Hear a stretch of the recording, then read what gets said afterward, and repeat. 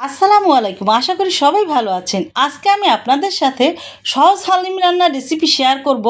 অনেকে আসলে বেশি সময় লাগার কারণে হালিম রান্না করে খেতে পারে না। তারা যাতে সহজেই রান্না করে পরিবেশন করতে পারে সেজন্যই আজকে আমার এই ভিডিও শেয়ার করা। এখানে আমি হালিমটা বাটিতে বেড়ে নিয়ে প্রথমে লেবুর রস, কাঁচামরিচ, ধনিয়াপাতা কুচি, শুকনো মরিচ, পেঁয়াজ রসুনের বেরেস্তা, টালা হালিম, গরম মশলা, লেবুর স্লাইস, বোম্বে মরিচ দিয়ে পরিবেশন করে নিয়েছি। হালিমের জন্য যে গরম মশলাটার গুঁড়া শুকনো তেলে নিয়েছিলাম সেটা এখানে আছে 200 গ্রাম মরিচ, ইনেস্টা মশলা আছে 4টা, জয়ফল আছে 1.5টা, জয়ত্রী দিয়েছি ভেঙে নেওয়া 1 টেবিল চামচ, মিষ্টি জিরা এবং শুধু জিরা দিয়েছি 2 টেবিল চামচ করে, কালো এলাচ এবং সবুজ এলাচ দিয়েছি আমি 10টা করে, দারুচিনি 2 ইঞ্চির মতো দিয়েছি 20টা, লবঙ্গ দিয়েছি 20টা, মেথি, সরিষা এবং কালো জিরা দিয়েছি 1 চা চামচ করে, রাঁধুনি দিয়েছি 1 টেবিল চামচ। এগুলো সব আমি একেবারে লো হিটে 2 মিনিট ভেজে ঠান্ডা করে নিয়ে তারপরে আমি মেশিনে একেবারে গুঁড়া করে পাউডার করে নিব।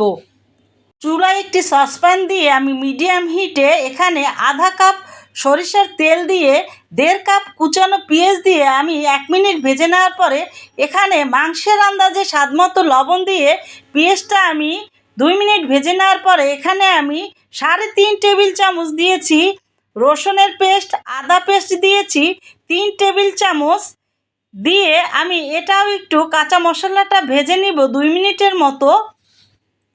হালিমের যে শুকনো গরম মশলার গুঁড়োটা করেছি ওটা কিন্তু সবটাই আজকে আমার দরকার হবে না। আমি যতটুকু দরকার ততটুকু নিব আজকে, আর বাকিটা একেবারে এয়ারটাইট বক্সে ভরে যখন প্রয়োজন তখন ব্যবহার করতে পারবো। এখানে আমি হাড়, চর্বি এবং মাংস একটু ছোট সাইজের করে কেটে নিয়েছি, আর এর পরিমাণটা আছে এখানে 1.25 কেজির মতো। এখানে মরিচের গুঁড়া দিয়েছি আমি 3.5 টেবিল চামচ, ধনিয়ার গুঁড়া দিয়েছি 2.5 টেবিল চামচ, হলুদের গুঁড়া দিয়েছি প্রায় 2 টেবিল চামচের মতো এবং জিরার গুঁড়া দিয়েছি 2 টেবিল চামচ। এখন এই সব কিছু আমি ভালো করে মশলাগুলো মাংসের সাথে মিশিয়ে নিয়ে ভালো করে, আসলে এটা মাংসটা আমরা এভাবেই রান্না করব যেভাবে আমরা মাংস রান্না করি। আর এটা আসলে আমি অতটা কিন্তু সিদ্ধ করব না, 70%-এর মতো, বাকি 30% কিন্তু ডালের ভিতরে রান্না হবে, সেটা বুঝে তারপর করে নিতে হবে। আর এখানে আমি 1 টেবিল চামচ বাজারের কেনা গরম মশলা দিয়ে আমি ভালো করে ঢাকনাটা দিয়ে 30 মিনিটের মতো একেবারে লো হিটে রান্না করে নিলাম। এখন আবার একটু ঢাকনাটা খুলে আবারও নেড়ে আমি 10 মিনিট রেখে তারপরে ঢাকনাটা তুলে আবারও একটু নেড়ে নিব। আর এখন কিন্তু আমার ঝোলটা টেনে গেছে পানিটা আসলে, এবং তেলটাও বের হয়ে যাওয়ার পরে আমি এখানে গরম পানি এর ভিতরে দিয়ে, ওই যে বলেছিলাম 70% রান্না করে নিব, সিদ্ধ করে আর কি, সেটা বুঝে পানি দিয়েছি এবং ঢাকনাটা দিয়ে আবারও মিডিয়াম টু লোতে এটা রান্না করে নিব। মুগ, মুসুরি, মাসের ডাল, বুটের ডাল, অ্যাঙ্কর ডাল এগুলো আমি ধুয়ে 10 মিনিট কুসুম গরম পানিতে ভিজিয়ে রাখার পরে এই প্রেসার কুকারে একটু পানি দিয়ে এবং সাথে আমি আধা কাপ পোলার চাল ধুয়ে দিয়ে আমি এই প্রেসার কুকারে ঢাকনাটা লাগিয়ে একেবারে লো হিটে 12টা সিটি দিয়ে তারপরে সিদ্ধ করে নিয়েছি। আর ডালটা কিন্তু এতটাই সিদ্ধ হয়ে গেছে যেটা কিন্তু ডাল ঘুটনি দিয়ে একটু এভাবে নেড়ে নিলেই ভেঙে যাবে। আর ডালটার ভিতরে এভাবে কালো কালো যে দেখা যাচ্ছে এটা আসলে মাসের ডালের যে খোসাটা একটু ছিল সেজন্য। আর এই পটেরই কিন্তু আমি আধা পট ডাল নিয়েছিলাম প্রত্যেকটা থেকেই।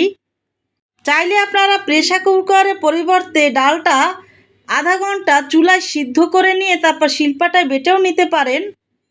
মাংসটার পানিটা আমার ঝোলটা টেনে গেছে, তেলটাও বের হয়ে এসেছে। এখন এখানে আমি হালিমের যে টালা মশলাটা করেছিলাম সেখান থেকে আমি 2.5 টেবিল চামচ একটু উঁচু করে নেওয়া সেটা দিয়ে দিয়েছি এর ভিতরে দিয়ে ঢাকনাটা দিয়ে গম ভাঙা আমি এখানে আধা কাপ নিয়েছি। আর এটা এভাবে একটু পানি দিয়ে 2বার পানিটা ফেলে দিয়ে সেটা এখন এই মাংসের ভিতরে দিয়ে দিব।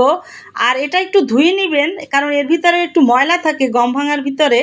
চুলার জালটা একেবারে লো হিটে দিয়ে তারপরে কিন্তু সাথে সাথে নেড়েও দিতে হবে, তা নাহলে কিন্তু দলা হয়ে যায়।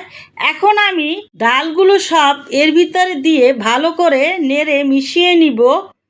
আর এভাবে যদি আপনারা সিদ্ধ করে তারপরে ডালটা নেন তাহলে কিন্তু রান্না করতে আর বেশি সময় লাগে না। আর ডালের কিন্তু টেস্ট যদি বেশি পেতে চান তাহলে ডালটাকে যত রান্না করে নেবেন ততটাই কিন্তু এর স্মেলটা, ঘ্রাণটা বের হয়ে যায়।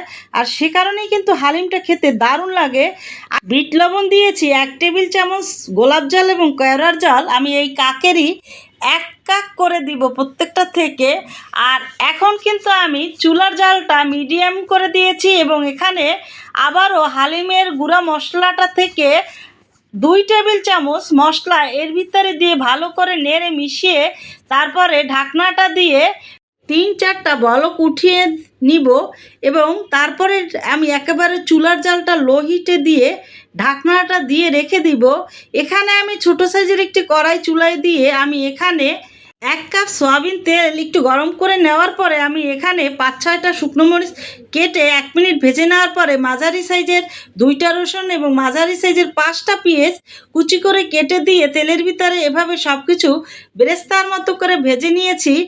আর এই হালিমটাতে কিন্তু আমি 3টা বলক দিয়ে তারপর উঠিয়ে নেওয়ার পরে জালটা একেবারে লো হিটে করে দিয়ে ঢাকনাটা দিয়ে 5 মিনিট রেখে দেওয়ার পরে এই বেরেস্তার অর্ধেকটা এখন দিয়ে দিব, বাকিটা আমি পরিবেশনের সময় ব্যবহার করব। আর এখানে এখন কিন্তু আমি আরও 1.5 টেবিল চামচ হালিম মশলা গুঁড়া সেটাও দিয়ে দিব এবং ঢাকনাটা দিয়ে আমি একেবারে লো হিটেই কিন্তু আবারও 10 মিনিট রেখে দিব। তারপরে আমি পরিবেশন করে নিব। আমার এই চ্যানেলটা খুবই ছোট, আপনারাই পারেন সাবস্ক্রাইব, লাইক, শেয়ার করে ইনশাল্লাহ বড় করে দিতে। আর সেই সহযোগিতাই আমি আপনাদের কাছে কামনা করব। সাবস্ক্রাইব, লাইক, শেয়ার করেছেন এবং মূল্যবান সময় নষ্ট করে আপনারা যারা এই ভিডিও দেখেন তাদের অসংখ্য ধন্যবাদ। যারা করেননি প্লিজ তারাও করে দিবেন। তৈরি হয়ে গেল সহজ হালিম রান্নার রেসিপি। সবাই ভালো থাকবেন। আল্লাহ হাফেজ।